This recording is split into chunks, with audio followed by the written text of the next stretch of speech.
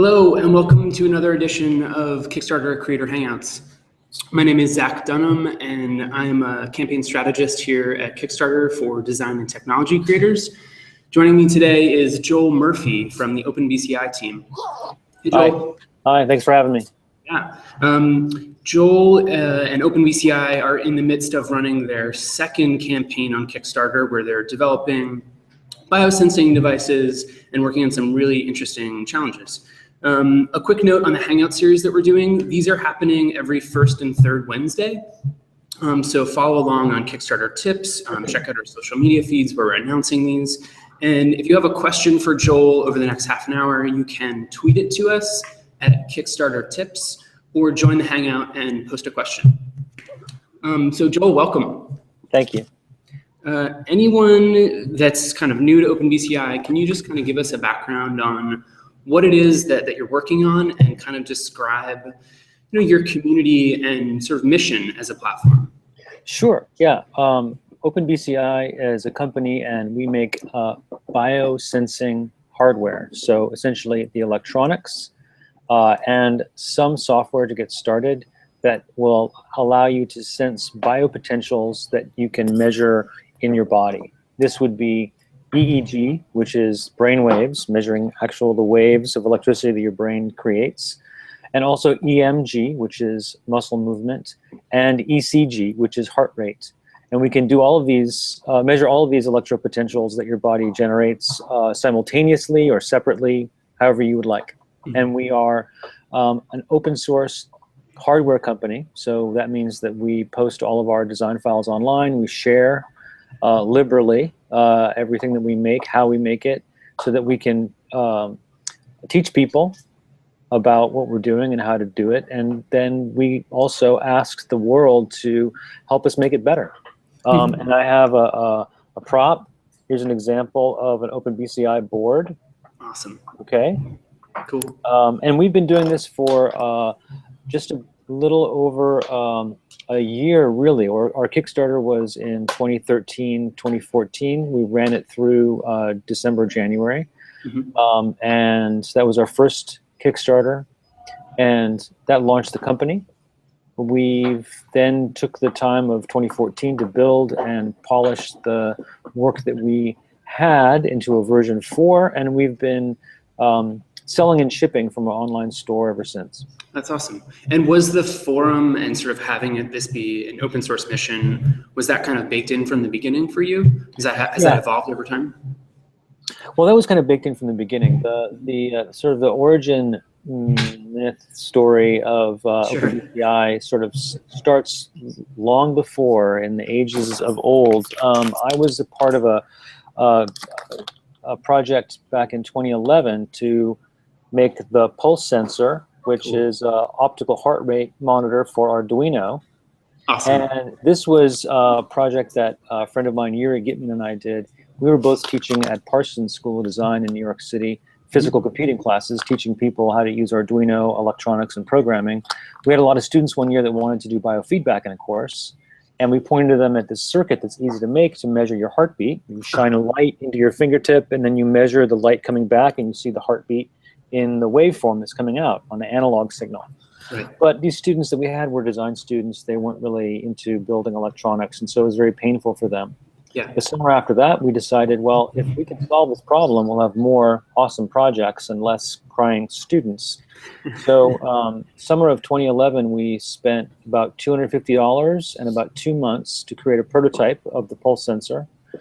We did a Kickstarter for that in September of 2011, and that was successful. And now we're in a situation where we're selling pulse sensors daily. We wholesale to Adafruit and SparkFun and the Maker Shed, and people keep buying them. We keep making them. That's such a cool story. I love part of that whole open sourceness of it was, we were teaching physical computing. Physical computing is chock-a-block with open source hardware, and it was a great opportunity to get involved.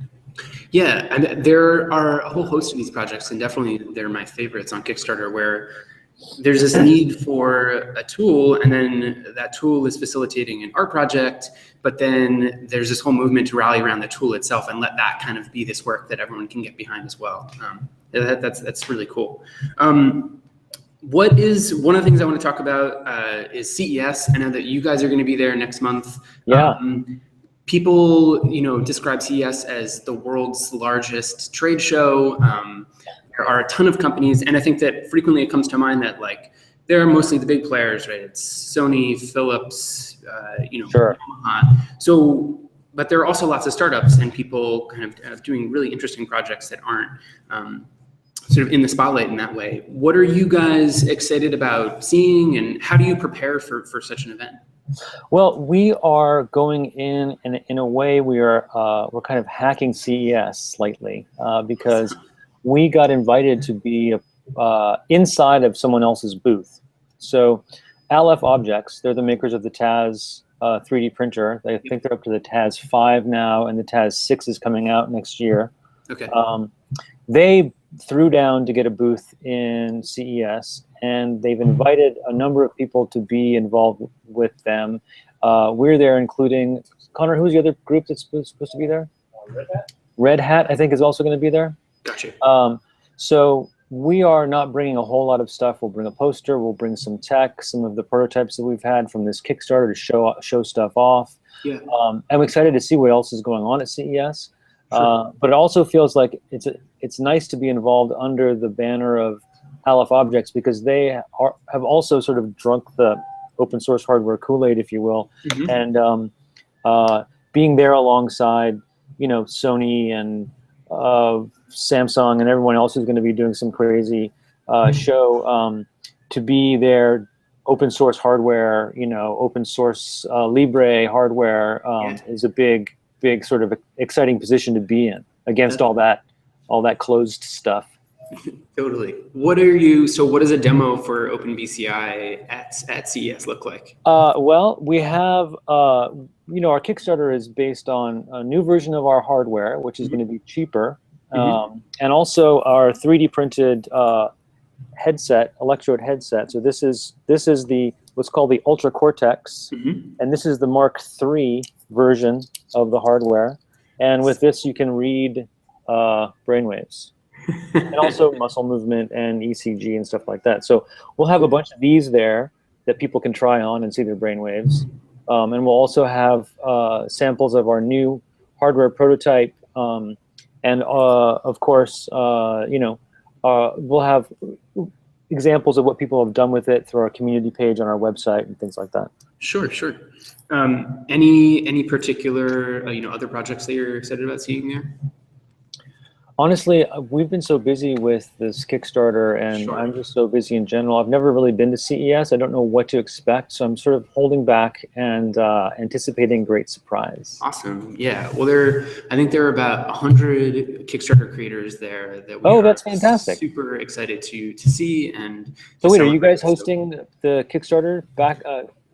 Kickstarter doesn't have a booth either. We are going to be a mobile crew. Three other members of our team are going to be there, kind of going around and celebrating everybody's projects. So we will definitely see you there.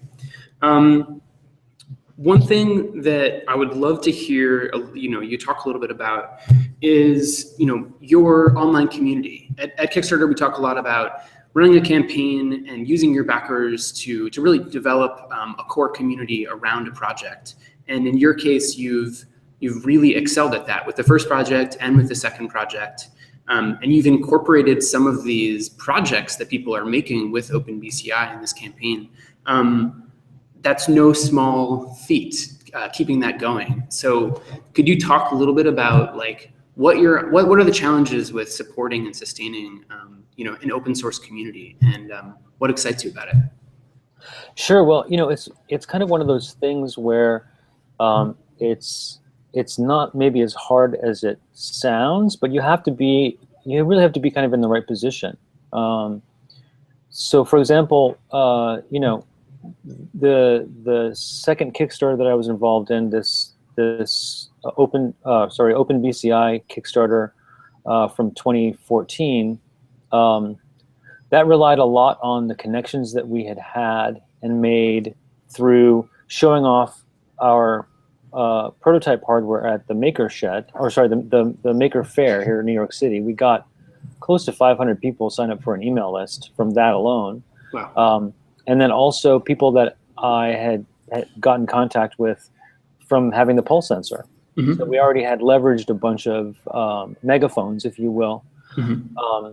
Then the Kickstarter that we ran for OpenBCI the first time was first of all, it's a great way to market test an idea. You get to see what the response is.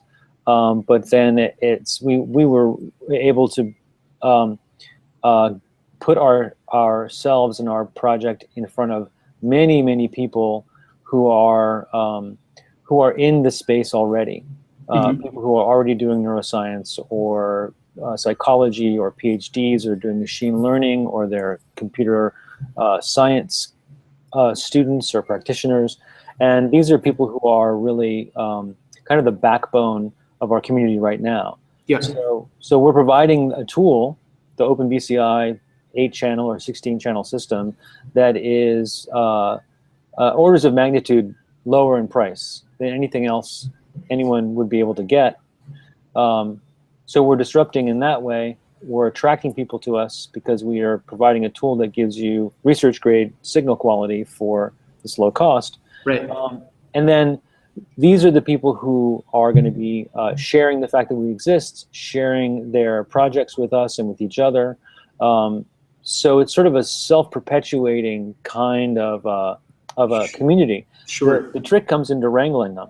So what we were able to do over the course of 2014 is put together a pretty darn good website and focus on community for the most part. We have a very large community. We feature their projects. We invite people to come into our site and post their projects on our website. Yep. We've got an active forum, a lot of activity there, people asking questions, sharing ideas, sharing answers. Got you. And are these, so how many people are in part of the OpenBCI team right now? The OpenBCI team is basically myself and Connor, my business partner. Got you. And then when we need to do something like have some back-end work done on our website, or graphic design, or marketing, or even R&D, we'll hire contractors. Got you. But so when it comes to like answering questions on the forum, are you the community of people that are on OpenBCI? These are researchers and artists and everyone in between. Are they kind of answering each other's questions, or do you guys kind of jump in and is it self-sustaining in that way? It is self-sustaining to some degree. I mean, we're still pretty new. I mean, we've really only been running the show for just about a year. It's the end of 2015. We started shipping our Kickstarter rewards October, November of 2014. Got you. So we're still a little bit just out of the gate. We do have a lot of our community members that are sharing answers. And we have what I would say is a handful of really strong community members. Gotcha. And I'm on there almost daily.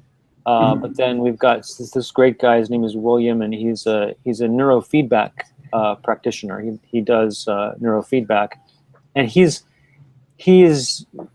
the king of the forum. Gotcha. So we've got some distributed energy out there helping us make sure that the boat is staying afloat. Cool. We got one question from the Hangouts. Someone says, why have you chosen brain-computer interface instead of the older brain-machine interface? That's a good question. That's a really good question. I think because, brain-computer interface, brain-machine interface, I think because OpenBCI sort of falls off the tongue a little bit better than OpenBMI. Okay. Cool. One of the things that you're doing that's really cool with this campaign is you've opened up one of the reward tiers, not just as a kit, but as here are the STL files to print the headset, which is a really interesting way to approach fulfillment and shipping, and to also share the experience of really building something from digital to physical and using tools that people might have on hand. And the Cortex, or the the frame itself is not doesn't look like a trivial thing to print, and so yeah, I was curious to like hear about the challenges of shipping a reward as an STL file. Yeah, I get it. That's interesting. I'm kind of surprised that this is something that seems novel, but I've been accused of doing something for the first time before. So, for example, this is our Mark III headset, and it comes with a bunch of different parts in it. The hemisphere, or rather the headset, if you will, is made out of 2 different halves. So it's turned into 2 parts, and then kind of glued together to make that headset. Okay, we're printing. Currently, we've been doing prototypes and printing on MakerBot Rep 2s and the LF Objects TAS 5. We find that both of those machines work really well with the STL files that we've generated. Then also here on the nodes that have the, if you will, the electrodes on them, you can sort of see the electrode there. Got you. This is a spring-loaded. Yeah, I saw that on the page. Right. So it's not just the 3D printing that's going on. There's also a whole bunch of parts that you need to put one of these things together. There's some screws, there's electrodes, there's stuff like that. So the kit that we send is a kit like this, which are the pieces that aren't 3D printed. And then the 3D printing, the 3D print itself, what we've done over the past about 8 months is work very closely with a 3D designer. His name is Aaron Trappola, and he runs, he does fashion and wearables with his company called Freeform.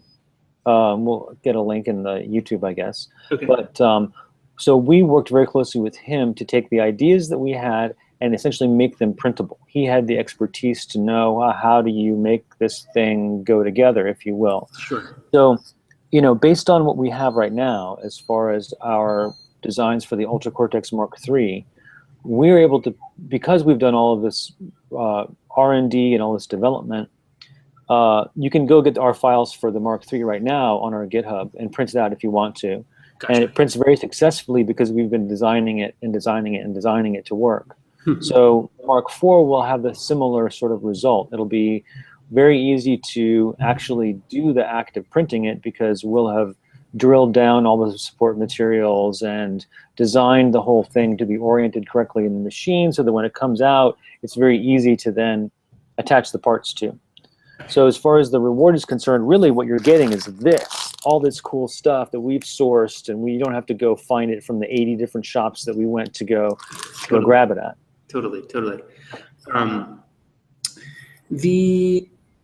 I guess this other thing that you talk about on the campaign page is the device that you're running the Kickstarter campaign around right now. At one point you mentioned that, you know, for the cost of one of the traditional research pieces of hardware, you can get 10 of the pieces of hardware that you're developing. Or more, yeah, or more. So one of the ways that you're kind of lowering this barrier of entry is price.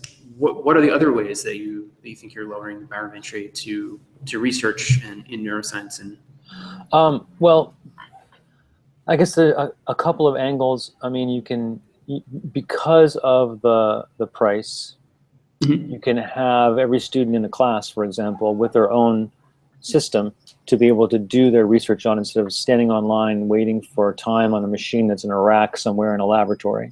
Gotcha. The technology comes out of the laboratory and into the world where we can do, I mean, you know, telehealth, telemedicine, this is all, you know, things that everyone's waiting for. It hasn't quite appeared yet. People have been talking about it for years. But we're hopefully sort of moving that ball a bit more forward. And then from what we've heard from folks who are actually in the neuroscience space, they're very excited about people who don't do neuroscience having access to this kind of high quality tool, because, you know, a neuroscientist is only going to ask the question about the brain that they are sort of know to ask, whereas someone who doesn't have a neuroscience background may be asking a question that is going to be one of the most profound questions that you could ask. Yeah, I mean, that's the collaboration that I'm really excited about existing on your forum between artists and researchers. And we have another more specific question from Rodrigo, who asks, do you believe only 2 wires at one's ear is enough to get a good signal to distinguish the kinds of waves, alpha, beta, etc., considering ADS 1299 precision? Some of that's beyond me, but maybe you can answer that. Sure. Well, the ADS 1299, the ADS 1299 is the microchip that serves as the backbone for the current version of our technology. This is what we're selling right now, this 8-channel version. Okay. And I'm not quite sure what Rodrigo is talking about in terms of 2 wires on your earlobes.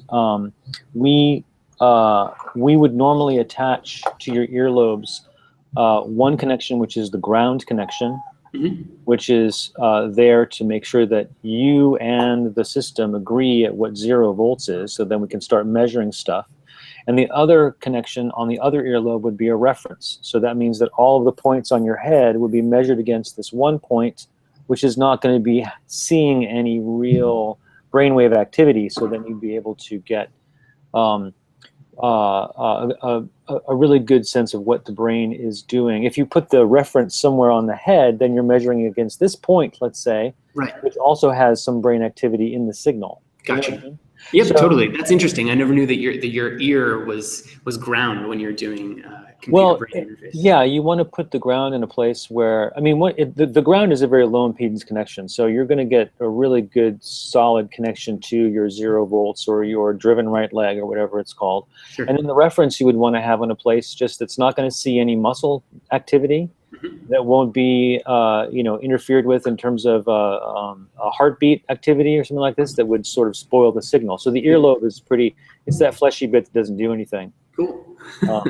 So in terms of Rodrigo's question, I mean, we've been using this kind of montage, it's called, the setup of where the electrodes go. Yep. And we see great quality EEG with it. We see alpha very strongly. We're able to see all kinds of brain activity with this setup. Yeah. But also, one of the benefits of our system, as opposed to other commercial systems around the same price, is that we allow you to put the electrodes anywhere you want.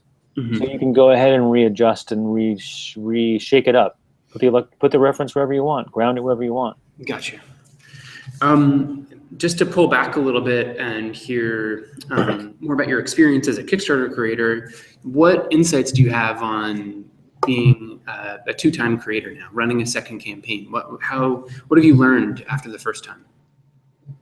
Well, let me just go back even further and say that this is the 3rd campaign that I've been involved with. And so, first of all, I'd say that, because the first one was back in 2011, and things have changed a lot since then in terms of like where you guys have come from and where you are now, and also just the whole vibe of a campaign and all that. When I did it in 2011 with Yuri, the style was shoot it on your iPhone and really rough and really lo-fi. There wasn't the kind of whole industry that surrounds Kickstarter before, during, and after. There's an entire ecosystem of people trying to squeeze money out of you while it's happening. Sure. So that's a huge change.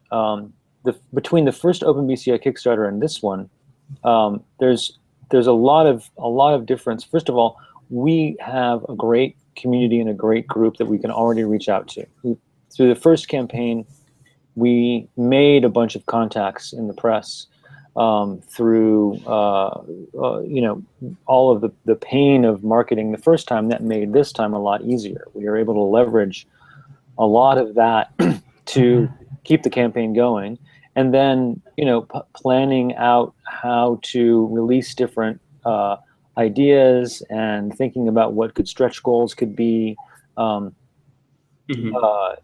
Yeah, it was a lot, I would say, a lot easier this time. Although last time there was some naivete that made certain things a little bit easier too. Now we kind of have a little bit more experience, so it's like can be really stressful sometimes. But sure. Okay, yeah, that's super helpful. We talked about this a little bit, but the kind of 2 ends of the spectrums from people on the forum. what are two of your favorite projects, maybe more from the arts side of things, of the people who have made with OpenBCI hardware, and more from the applied research? And maybe there's no sense in distinguishing the two. Well, okay, so I guess one of my, it's almost like it's both for the same guy. I'll have to think of something. So the really fascinating thing about EEG is that it can be used to help people who have really severe disabilities, like folks with ALS or some other kind of locked-in sort of syndrome, or really debilitating and not able to communicate. EEG can help people communicate. And the way that works is with a wave called the P300 wave, which happens in everybody's brain anytime you consciously notice something. So you can create a tool that will allow you to essentially acknowledge the noticing of something on the computer screen, and then through that you can actually spell. You can use it as a typewriter.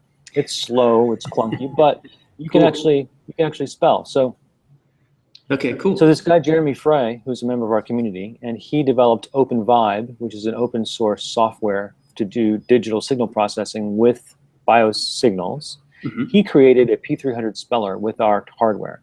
So he was the first person to use our tech, and essentially proved that we have great quality EEG signals because he was able to create this spelling tool with our hardware and with his software, which is great because a P300 speller, if you're going to be looking to buy one and you need it to communicate, it's going to cost you thousands and thousands of dollars. And here we have a system that is literally only $500 and some free software, and you could have a P300 speller for someone who has a horrible, debilitating problem. Gotcha. I think the funnest thing that I've seen done is Chip Audette, who is one of our researchers at large. He's not really a neuroscientist, he's more of just a general purpose engineer. Sorry, Chip. And he hacked a toy robot, a toy hex robot that you could get at the Radio Shack. Okay. And he controlled it with his brainwaves. He was Is there a video of it somewhere? Yeah, there's a video of it on our hey guys, there's a video of it on our community page. Okay. Which we'll put a link to somewhere, I'm sure. Okay. Awesome. So he was using a technique called SVEP, which stands for sustained. Oh no, am I gonna forget what it stands for? Sustained. Anyway, it's a visual evoked response. And the way it works is, if you watch a screen, for example, your computer screen flashing at a specific frequency, yep, your occipital lobe, the area behind your head back here where all your visual processing is done, will start to oscillate in sympathy with the stimulus that you're getting in your eyeballs. So you can look at different frequencies of the screen that are flashing at different rates, and you can tell by using EEG on the back of your head which part of the screen you're looking at. And then, so let's say you have got 7 hertz over here and 15 hertz over there. So I can look at this side or that side. The computer can make a determination about where I'm looking, whichever frequency is dominant in my occipital lobe, and then do something. Whoa. So he used that technique to control a robot turning right or left. Wow. Yeah, that was pretty cool. That's pretty awesome. Fun. That's awesome. We're just about wrapping up here. I guess what's one sort of top tip that you have for future hardware creators launching projects on Kickstarter?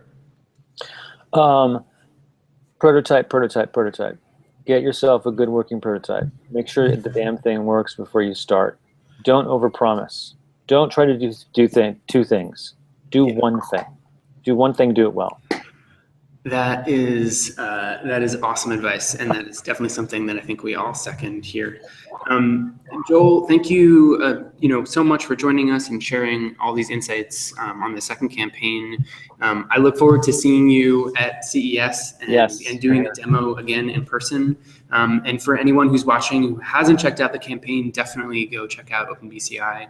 And thank you so much for joining us. Thank you, Zach. Talk to you soon. Talk to you soon.